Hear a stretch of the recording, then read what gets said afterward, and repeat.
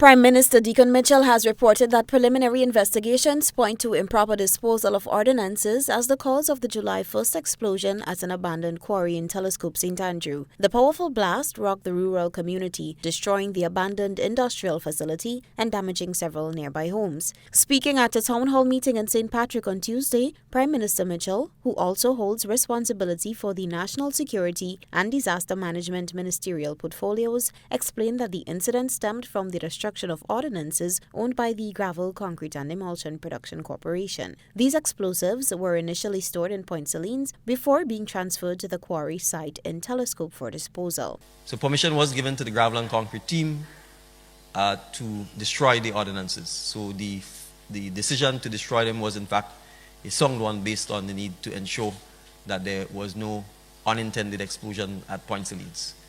The site chosen was the Telescope quarry, and an employee of Gravel and Concrete was put in charge of the process of destroying the ordnances. Preliminary reports suggest that best practices were not followed to discard the explosives.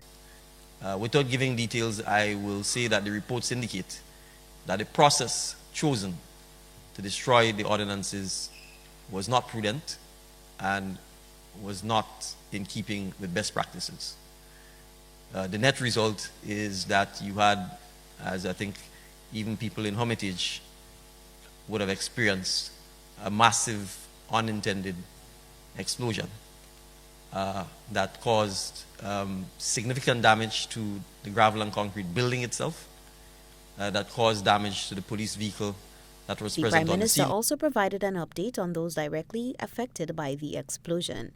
And obviously persons who were on site and within the hearing range of the blast naturally would have suffered significant, perhaps, hearing impairment. 4 persons were hospitalized and subsequently discharged, including the police officer who was on the scene. And there were significant craters and so on created in the ground and damage to the shrub and so on. Thankfully, no one was killed, and thus far, perhaps outside of the hearing challenges as a result of the blast, there may not be significant physical injury to anyone.